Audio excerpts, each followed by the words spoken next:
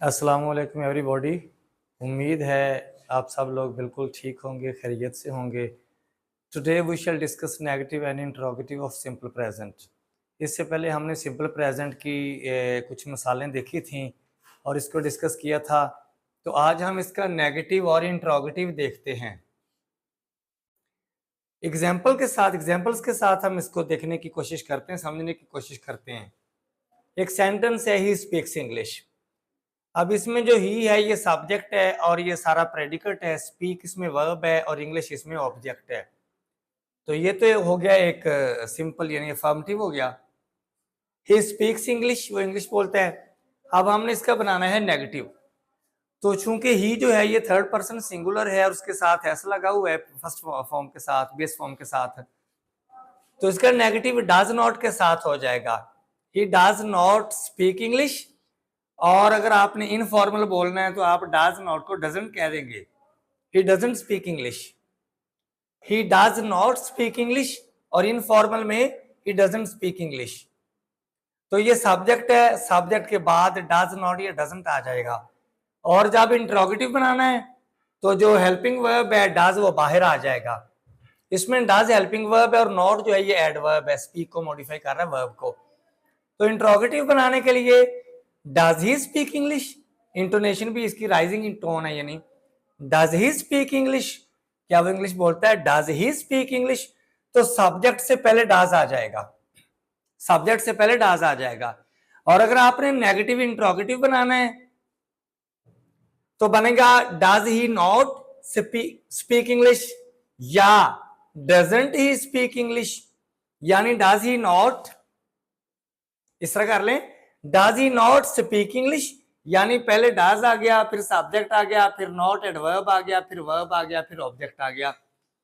तो अगर आपने नॉट को डज के साथ कंट्रैक्ट करना है तो फिर ये डजंट बन जाएगा, डजंट ही स्पीक इंग्लिश।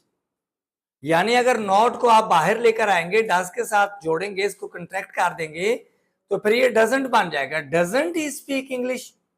तो ये 4 सेंटेंसेस हो गए। अब what, where, why, when, how वगैरह जो हमने 9 WH वर्ड्स लिखे थे, अब हम जरा उनको देखते हैं। तो सबसे पहले हमने यानी इसमें व्हाट जो है इसको हमने लिखा था। तो व्हाट डज ही स्पीक, वो क्या बोलता है? इंग्लिश का इसमें जिक्र नहीं आया। व्हाट डज ही स्पीक, तो ये ही जो है ये सब्जेक्ट है और डज जो है हेल्पिंग वर्ब, ये सब्जेक्ट से पहले आ जाएगा। और व्हाट जो है ये ऑब्जेक्ट है। ही सब्जेक्ट है, सब्जेक्ट से पहले डज आ जाएगा और व्हाट जो है ये ऑब्जेक्ट है। व्हाट डज ही स्पीक और क्वेश्चन मार्क आ जाएगा, क्वेश्चन मार्क यानी। तो why does he speak English, इसमें फिर वो यानी जो ही है ये सब्जेक्ट है और सब्जेक्ट से पहले डज आ गया और वाई एडवर्ब है, इंट्रोगेटिव एडवर्ब है। और स्पीक जो है ये वर्ब और इंग्लिश इसका ऑब्जेक्ट है। तो यानी सब्जेक्ट से पहले डज आ गया। When does he speak English, तो सब्जेक्ट से पहले डज आ गया। Where does he speak English, तो सब्जेक्ट से पहले डज आ गया। How does he speak English, तो सब्जेक्ट यानी ही जो है इससे पहले डज आ गया। तो ये जो 4 हैं, what, why, when, where, how, 5, तो इनमें यानी सब्जेक्ट से पहले डज आ जाएगा।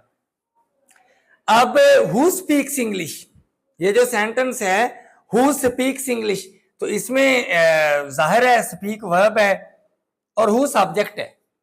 ये हम पढ़ चुके हैं पहले कि हु जो है ये हमेशा सब्जेक्ट के तौर पर इस्तेमाल किया जाता है और हुम जो है ये ऑब्जेक्ट होता है। सेंटेंस में हु सब्जेक्ट होता है और हुम ऑब्जेक्ट होता है। तो हु स्पीक्स इंग्लिश, ये चूंकि इंटरोगेटिव प्रोनाउन है, प्रोनाउन में हम पढ़ चुके हैं इंटरोगेटिव प्रोनाउन है, इसलिए यहाँ पे डज नहीं आएगा। और ये जो इंटरोगेटिव प्रोनाउन हु है ये सब्जेक्ट का काम कर रहा है। तो सब्जेक्ट के बाद तो डज अकेला नहीं आता, अकेला डज नहीं आता। इम्फेटिक अगर डू डज इस्तेमाल करना है तो वो एक अलग टॉपिक है, वो हम बाद में देखेंगे। तो यानी नेगेटिव के लिए या इंटरोगेटिव के लिए सब्जेक्ट के बाद डज तो नहीं आता। तो हु स्पीक्स इंग्लिश, कौन इंग्लिश बोलता है, तो हु आएगा सब्जेक्ट और स्पीक वर्ब आ जाएगा। तो इस तरह यानी whom do you teach या whom do you teach English, तो इसमें यू सब्जेक्ट है और सब्जेक्ट से पहले डू आ गया और whom ऑब्जेक्ट है। तो ऑब्जेक्ट और सब्जेक्ट के दरमियान डू आ जाएगा, तो सब्जेक्ट से पहले डू आएगा। यानी क्वेश्चन बनाने के लिए क्वेश्चन बनाने के लिए, इंटरोगेटिव बनाने के लिए सब्जेक्ट से पहले डू या डाज आएगा, वो आएगा ही शीट के मुताबिक या प्लूरल के मुताबिक, या आई वी यू दे, और प्लूरल के मुताबिक डू आएगा, और सिंगुलर के साथ यानी थर्ड पर्सन सिंगुलर के साथ ही शीट के साथ या सिंगुलर नाउन के साथ डाज आएगा, ये आपको पता है। तो होम डू यू टीच, आप किसे पढ़ाते हैं? तो ये है जी सिंपल प्रेजेंट में एक्टिव की बात कर रहे हैं, ये हमने एक्टिव पढ़ा है। इससे लास्ट जो हमने प्रीवियस वीडियो थी उसमें हमने सिंपल प्रेजेंट का एक्टिव देखा है, और ये भी एक्टिव है। पैसिव तो फिर एक अलग चीज है ना, बिल्कुल उसका फार्मूला ही और है। तो ये एक्टिव है, और इनमें किस तरह क्वेश्चन बनाना है, इंटरोगेटिव किस तरह बनाना है, what does he does, subject से पहले डज आ गया, सब्जेक्ट से पहले डज, सब्जेक्ट से पहले डज सब्जेक्ट है, और इस तरह ये सब्जेक्ट है तो इसके बाद वर्ब आ गया, ये सब्जेक्ट तो सब्जेक्ट से पहले डू आ गया, अगर यहाँ पे यू की जगह ही होता तो डज आ जाता। अब रह गया जी हुज और व्हिच, तो और हाउ मैनी, इस तरह 3-4 जो वर्ड्स रह गए हैं, तो we shall discuss these words tomorrow इंशाल्लाह। Thank you very much, stay blessed.